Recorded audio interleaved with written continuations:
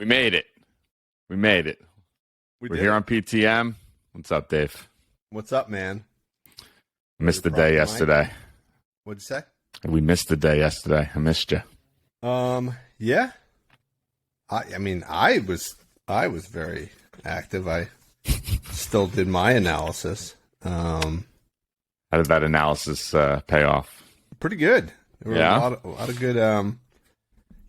I would say the play of the night was Zion 7.5 rebounds, and it took him going into overtime to get that 8th rebound. So, I always love when that happens. I always love when you're sweating out the praying for the overtime. That's always fun. In fact, to make that even sweatier, they I know all about that. They ruled the game over on a basket interference to end regulation, and then they overturned it. I did see that. So. Yeah, but that was a good game. Bucks Grizzlies was terrible.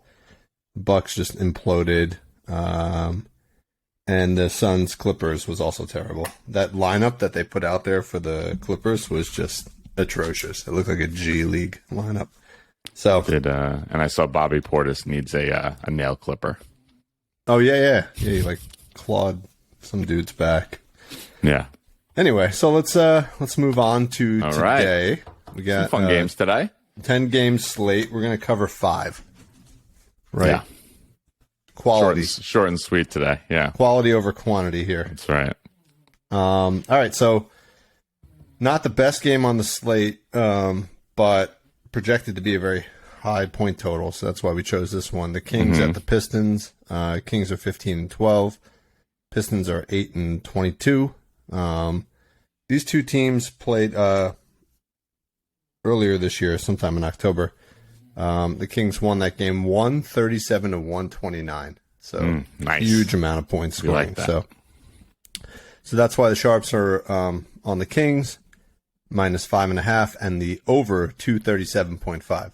They're on the over. Wow. Yeah. Well, I mean, look, the previous game went over 260 points. Oh wow. Yeah. Okay. Ivy had 24 in that game. Bogdanovich had 21. Fox had 33. And Sabonis had 15, 13, and 7. So. All right. So who do you like in this game? All right. Matchup-wise,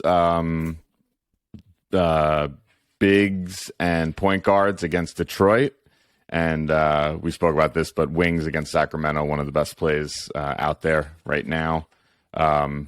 So the bigs against Detroit, I like Sabonis here. Okay.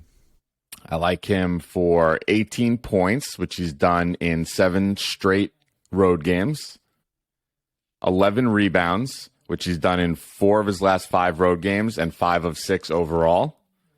And 6 assists, which he's done in 8 of his last 10 road games and also 8 of 10 overall. That's plus 175. Nice. Yeah, this is a good matchup for Sabonis. I like this tonight. And I think he got in the previous game. I think he would have... He didn't clear the points. He only had 15 points. Oh, that's right. Yeah. But he cleared the rebounds by 2 and the assists by 1. Yeah. So, but he's been scoring a lot more of late, the last couple games. So yes, yeah, probably a good play. Yeah, 7 straight road games is clearing 18 points. So I like that. Okay. I was looking at Fox. It's a good matchup, and he's all over the place. Yeah, exactly. I just couldn't find numbers to lock in on him, so I passed on Fox. Same with he and Jaden Ivey. I wanted to play both of them just because they both had monster games last time, but just up and down. So yeah, too much volatility there. Yep. So that's all I had on the Sacramento side. On the Detroit side, we wanted to take advantage of this wing matchup. Unfortunately, the primary wing for the Pistons is Cade Cunningham, who is now out for the season. Second up is Alec Burks, who I really like in this game. No lines out on him yet, but I'm sure there will be later. He's definitely one of these sneaky guys to target with low numbers in a great matchup today. But the guy I'm going to go with, who is not categorized as a wing this season, but has been in past seasons, is Bogdanovich. Yeah. I'm going to do 19 points for him. I actually prefer 18, but it wasn't available right now, so I want to bring that down to 18. It's a number that pops up a lot for. I see you looked into this. Yeah, as well. I had the same exact thing. Finish your parlay because I want to hear. 19 points, 3 rebounds, and 2 made threes. So, I didn't write down the odds on that. I have to, but the points he's done in 7 of 10. The rebounds he's done in 8 of 10, and the 2 threes he's done in 8 of 10 at home. Yeah. So it was probably I can look it up now while you go over yours, but I think it was probably around 175, something like that. I had a very similar play. I also noticed 18 was kind of his number. Yep. If you look at the 22 points, which is his line, 21.5, he's only done that in 14 of 29 games this season. But if you bring that down to 18, he's done that in 22 of 29 games this season. Yep.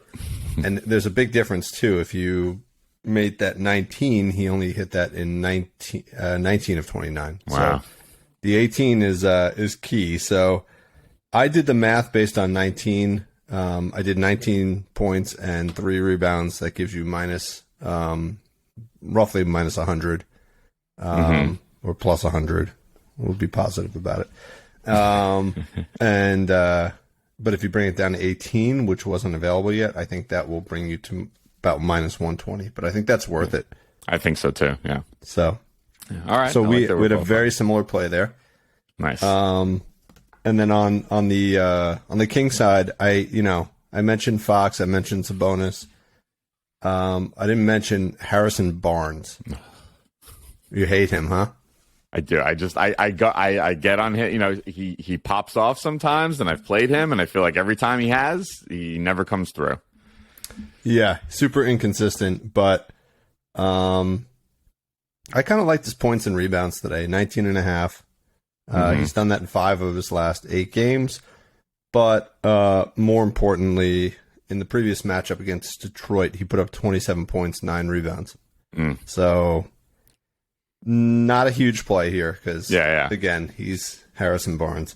Yes. But it seemed to. I mean, he plays the minutes. The minutes are. It's not a question about the minutes. It's the usage and the output. Yeah. What he does with those minutes. Yeah. He's a UNC guy. Don't expect too much from him. All right. Moving along. It's always handy. That's right there. Always, didn't wear it today. All right. Speaking of Duke, we got a little Duke on Duke matchup here. 7:30. Magic at the Celtics. Magic are 9-20, 1-11 on the road. Celtics are 22-7, 11-2 at home. So bad road team going against a really good home team, which is why the spread is 12.5. Obviously minus 12.5 for the Celtics. Totals 226.5. Sharps were on the under. Magic are still without a bunch of guys, Carter, Suggs, a few others.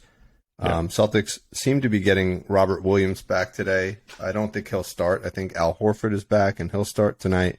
So that's all that. The two teams did play on October 26th. The Celtics, pretty close game. Celtics won that one 126-120.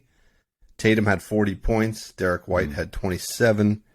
Terrence Ross had 29 to lead the Magic, and Banchero had 23. That's it. What do you got? Okay, so against the Magic, your front court guys are who to look at, and then against Boston, it's wings and forwards. It's kind of shifted. It was bigs early in the season, but wings and forwards have been performing a bit better. So I started off on the Orlando side. They have Franz Wagner is their wing and Paolo Banchero is their forward, and I like both of these guys tonight in this game. We'll start with let's start with the Blue Devil here. 18 points. He's done it in 9 of 10.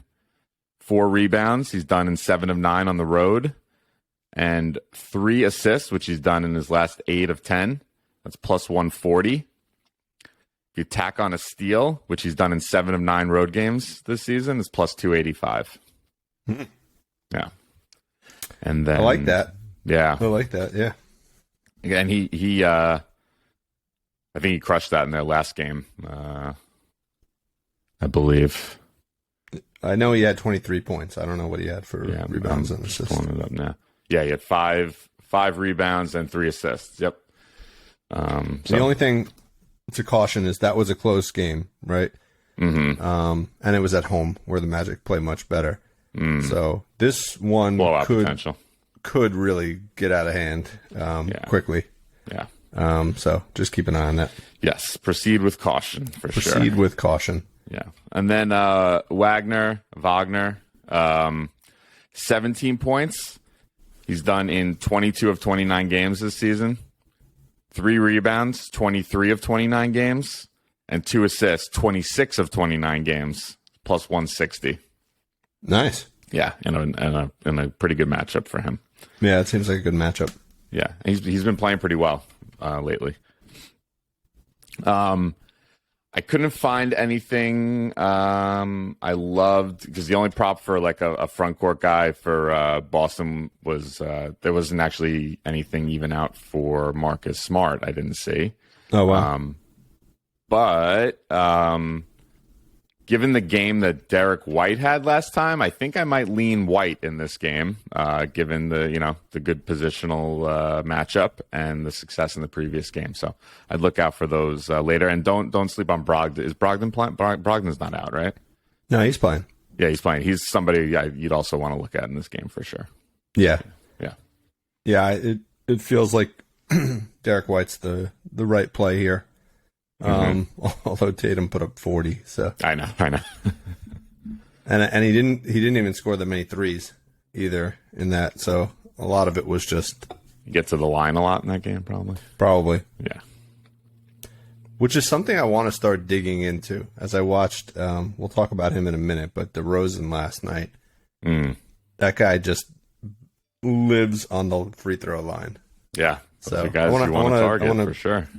Yeah, I want to dig into that and just kind of look at like which players score the highest percentage of their points on free throws, because it's a pretty consistent way of scoring. Yeah, so. For sure. All right, you got anything? I liked Ben Caro. I had a lean there, not a play, and then I kind of went a weird direction for Tatum. I went with a block. Just because I like the value. He's done it in 17 of 28 games, so not doing it every game, but minus 123 was pretty good, and he had 2 against Orlando. Yeah. So I don't know. I love the play, but I actually see he's on 2 days rest today. He's played 5 games on 2 days rest this season. He's done in 4 or 5. That. Yeah. Those fresh legs. Yes. So we'll see. I also really wanted to play something on Bull. I know, me too. I really did too. He's been playing pretty well, this guy. He's just so much fun to watch too. Yeah. He's got a really good handle for like a 7'3" guy or whatever he is. Yeah. Okay. Well, enough of that game. We got the Nets at the Raptors, also at 7:30. This is actually the 4th meeting of these teams. Yeah. Nets are pretty hot right now, 17-12. So they've gone from being like a train wreck to being a sneaky favorite. Not a favorite, but a top team in the East. Yeah. 7-7 on the road, so they're not a great road team. Raptors are 13-15 overall. But 10-4 at home. They got that Canadian customs work that they do that we talked about. Curry is questionable for the Nets. OG is out. Achua is out. So those are the big misses on the Raptor side. Raptors are getting 1.5 points at home. Total is 226.5. Sharps are on the Nets and the over. In the 3 games, the Nets have won 109-105, 112-98, and 114-105, which was about a couple weeks ago. Yeah. The middle game, Siakam was out, and I know who you're going to play, so I'm just going to say Kyrie. was 30, 29, and 27. That's right. In these 3 games. So he just seems to dominate the Raptors. And it makes sense because the only position that has any success against Toronto are combo guards. Yep. They're awesome against everybody else. So that is the position to target. Yep. FVV is he's been brutal this season. Yeah. He's not doing a good job. No. So that was my play. Probably your play as well. Just the points? Yeah, 23.5 points I thought was really good value. Yeah. Considering he's been 30, 29, 27. Yeah. His threes, he's a little streakier on. Yeah. But yeah, you could definitely juice that up to like a plus 150 bet if you layer some other things, which I think you're about to do. Yeah. 20. So I like 23 points. Seemed like a good number for me. I brought it down 1. He's done that in 5 of 6 road games. He's only played 6 road games this season. He's done it in 5 of 6. 2 threes. He's also done in 5 of 6 road games. So he's inconsistent, but it seems like he gets there on the road. Yeah. 2 is good too. Yeah. It's 3 and 4 that yes. He's shaking. But he did have 5 in 2 of the games right. against Toronto. But so 2 is good, and then 1 steal, which he's done in 4 of 6 road games, and also I think all 3 or maybe 2 of the 3 against Toronto. But either way, 23 points, 2 threes, and 1 steal plus 165 for Kyrie. Nice. Yeah, that's good. I think that's pretty good. Okay. That was anybody all on the other side? Yeah. So wings against Brooklyn are who you're going to want to target. Unfortunately, their primary wing is OG, and he's out. Next up, Otto Porter, also out. So that leaves Gary Trent is combo this year, but he's been categorized as a wing in the past. So this is a he was a bit all over the place with points and whatnot, even rebounds and assists. So I stayed away, but what I did find is steals. So I don't know what it is with Brooklyn, but he's had 2 steals in 5 of his last 6 games against Brooklyn, and he's had 3 steals in 3 of his last 6 games against Brooklyn. So 2 steals is minus 105, even money, basically. 3 steals plus 280. And then I think this might be the play I'm going to go with, though. It's 2 steals and 2 threes, which is pretty good for Gary Trent. That's pretty much how he scores. So 2 steals and 2 threes is plus 160. That's my play. Nice. Yeah. I would. Brooklyn's middle of the pack in terms of handling the ball. Mm-hmm. They average about 14.8 steals. Turnovers per game. Mm-hmm. Pretty consistent home and away. Going back to the Kyrie play, I would be careful with the steal. I might take that out of the parlay because Toronto's the best team in the league in terms of handling the ball. 12.8 turnovers per game, and in the last 3 games, they're averaging 7.7 turnovers per game. So they are like really protecting the ball, just not scoring as much as they need to. So that's a good point. So then you probably want to. I'm just looking now. If you brought Kyrie then back up to 24 points, that was his line. Yeah, so 24 points and 2 threes will get you minus 110. Yeah, without the steal. That's not bad. Okay. Yeah, cool. What about Siakam? You like Siakam in this game? He was also an 18-pointer guy. I know. Yeah, that's right. He is. No, I didn't. I'm trying to just see what Brooklyn's matchups here are versus. Hold on, sorry. Brooklyn. Where are you? There you go. Yeah, so bigs there. I mean, it's a negative matchup for them, and forwards is okay. So yeah, I mean, it's doable. Why would you like with Siakam? I put together like a little. I don't like his line by itself. I mean, he did have a monster first game against Brooklyn. He put up like 37 points, I think it was, and a triple double. I remember that. I was watching that game. I remember that game. He killed them that game, even though they still lost. But I feel like he's good for 20. I'd actually like him even more for 19 since his last 2 games he's put up 19. Okay. So I just said something like Siakam 19, Kyrie 20, and Durant 20. Yeah. Put those 3 together, that's plus 100. Oh, that's pretty good. Pretty good, right? Yeah. I might even take Siakam down to like 18. Yeah. And Kyrie and Durant both getting 20. I mean, I think it's Durant pretty at safe 20 to say. is almost comical. Like, you might as well bring that up to like 25. I mean, because what is it, minus 1,000 for him to get 20 points? It was minus 700. Okay. So it's not adding a lot. It's probably going from like minus 120 to plus 100. But some combination of those 3 guys, I think they're all going to score about 20 points or more in this game. So seems like a safe bet. Yep. All right. All right. Who do you like in the game?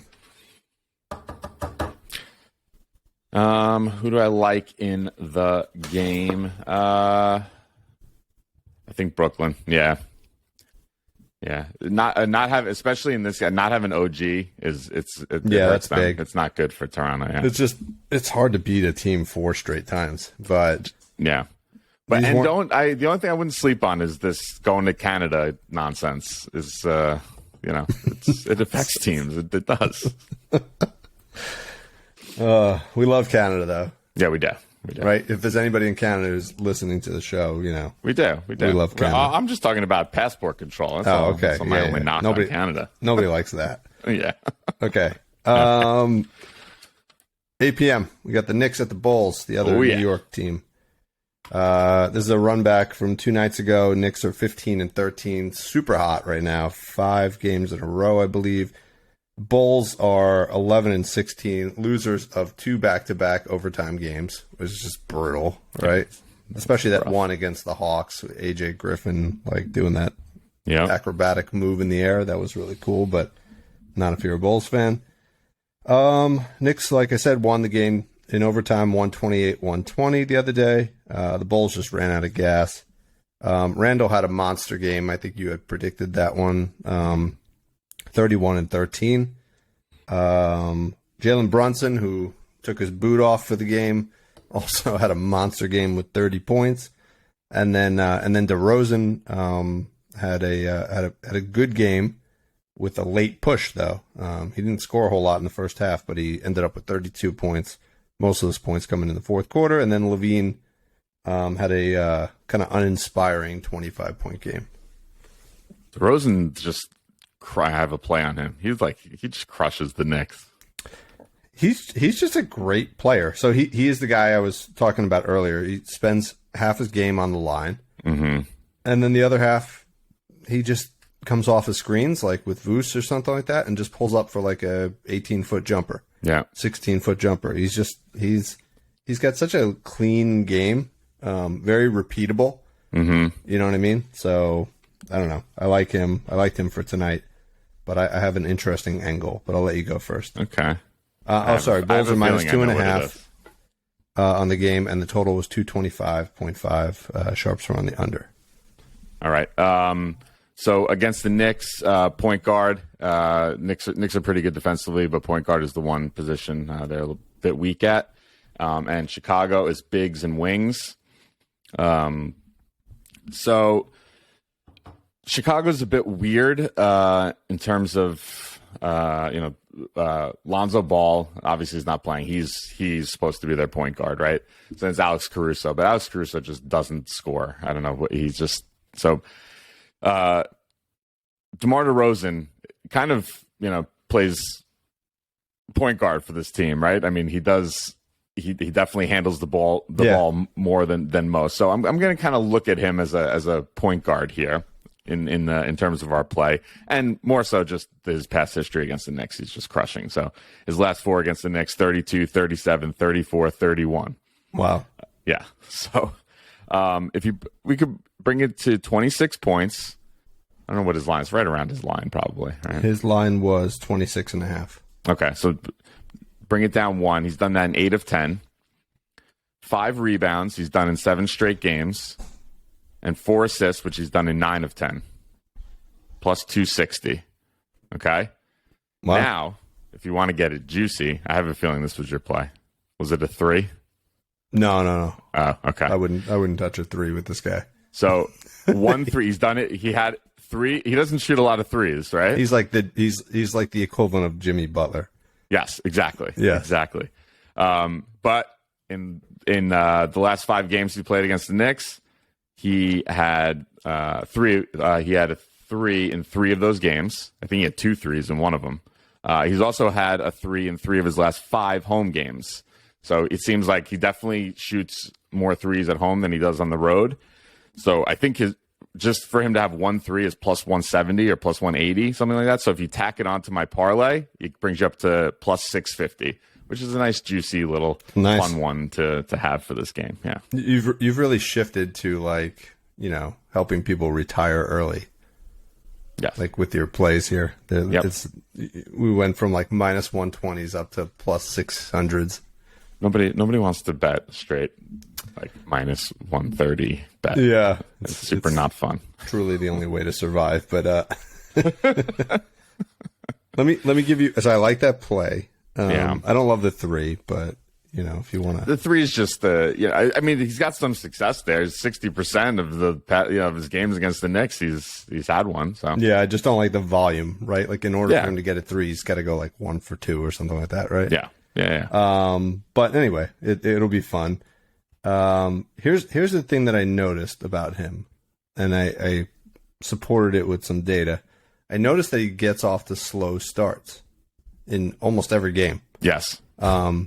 Because the few times that we've picked him, it's like you look at how he's doing at halftime, and then you're like, bet's done. It's done, over, and then right? all of a sudden you look, and at the middle of the fourth quarter, he's there already. It's like, wow. It's definitely the sense I have. I guess you did a little digging, and it actually it actually proves out. Yeah. So he averages about 25 points a game. Of those 25 points, he might be closer to 26, but roughly 5 points come in the first quarter, which is really bad given that he plays close to 9 minutes in the first quarter, over 9 minutes. 5 points come in the second quarter, which is more efficient since he probably plays about 7 minutes there. So he goes into halftime with 10 points, but here's where he picks it up. Third quarter, he averages 9 points. Wow. So plays similar minutes to the first quarter. Plays about 7+ minutes, but twice as efficient. And then the fourth quarter, he's also more efficient than the second quarter. He finishes with about 6 points in the fourth quarter. So really, I think what's interesting would be to do like a live play on him. His starting line is 26.5. I think at the end of the first quarter is where you'll get the most value because he'll have already played 8 minutes in the game, and if he's only have 5 points, 5 points, his line's probably going to be down to like 23. So very smart, David. So I like that a lot. We did a little of this analysis earlier in the year with Desmond Bane, right? Remember, he was also a big second half guy. Yep. We're gonna experiment with this tonight. We'll see where he's at halftime and end of the first quarter, halftime, and then we'll see where that line comes down to. Okay. Yeah. Great guy. Just knowing this is just is obviously it's not going to happen in every game, but to kind of keep an eye to it, and strike while the iron's hot when it does present itself. Yeah, he'll go off for like 15 points in the first quarter tonight. Yeah, but we'll see. A little experiment. All right. Anybody on the Knicks side? Yeah, so Julius seems like the play, but I'm going to zag a little bit. I feel like it's going to be RJ's night. I was thinking the same thing. Like Julius is an obvious play, but considering these two teams just played, they're going to be focused on him. Yeah. They're going to lock in on him. Actually, you saw it. I'll give you a good example. You saw it last night with the Pelicans Jazz. They adjusted and they were literally blitzing 3 people at Zion to start the game, and he started off really poor. I think he had like 2 points in the first quarter or something like that. He figured it out and he ended up having a good game. But I could see Randall like not, kind of breaking this trend of being hot because I could see them blitzing him a bit. Yeah, especially with how hot he's been. They're like, all right, we're not going to let Randall beat us tonight. So. I think it makes sense. I think you were leaning that way. I like it even more so now. So here's what I got for RJ: 20 points. He's the last 2 games against Chicago. he's done it.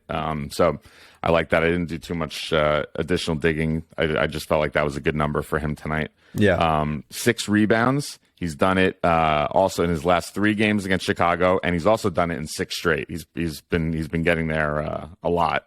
And 2 assists, which he's done in his last 8 of 10 games. 26 and 2 is plus 285. Wow. Yeah. And if you want to then tack on 2 threes, which he's done in 7 of 10, and also his last 2 against Chicago, when he had 4 in one of those games, then you get up to plus 380. Nice. Yeah, he had 22, 6, and 2 the game 2 nights ago, and I believe he definitely fouled out. I believe he fouled out even before overtime. So that was all in 4 quarters. So nice. Yeah, I like RJ tonight. It's going to be people are going to be on Julius. That is pretty good. The assists are always a question mark with him, but 2 is a pretty good number though for him. Yeah, for a guy who plays 35 minutes, it's like, yeah. I don't know how you can play that long and not get 2 assists, but his game does frustrate me a bit though. He kind of often just hides in the corner and like can just go missing for 5 minutes at a time. But yeah, it's RJ night tonight.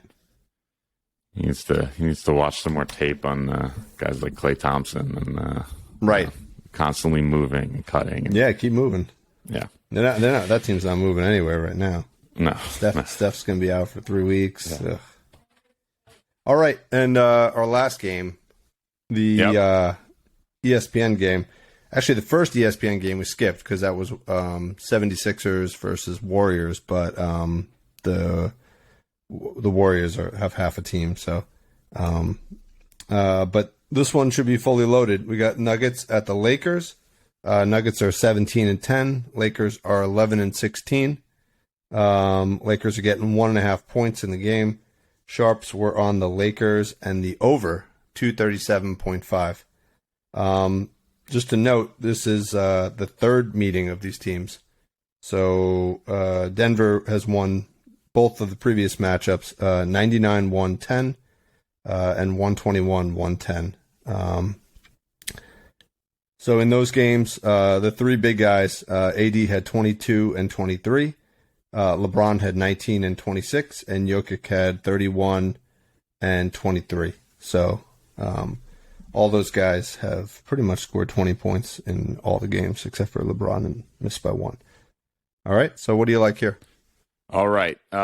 So against Denver, we like to target point guards. Really, the only position with any success against Denver, actually. And then the Lakers, we can target bigs and point guards. So on the Denver side, the big man is Nikola Jokic. I just looked at his the last 4 games he played against the Lakers. 23 points. He's had that in his last 3 3 straight against the Lakers. 12 rebounds last 4 games against the Lakers. 6 assists last 4 games against the Lakers. Plus 175. Say it again. 23, 12, and 6. And 6. And I think the 12's a lot, but not really for Jokic. I mean, this season he put up 13 and 14 against them. Yeah. I put a parlay together on him too. Obviously more conservative. I got to 20, 11, and 6, which was minus 105. Okay. Hold on. 20, 11, and 6. Oh, we got a visitor. Hey, what's up? Say hi, James. Who are you picking in this game, James? You like the Lakers, right? Yeah? Okay. I thought you were trying to raise him a Clippers fan. But he likes LeBron because James, Oh, yeah. Yeah. And number 6, he's going to be 6 in a month or Perfect. 2. So, yeah. And then on the Lakers side, all right, buddy. James, I'm almost done.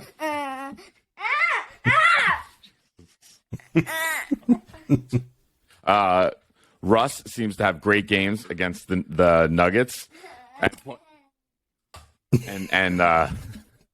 And point guards against Denver are a good matchup. So I'm almost done, bud.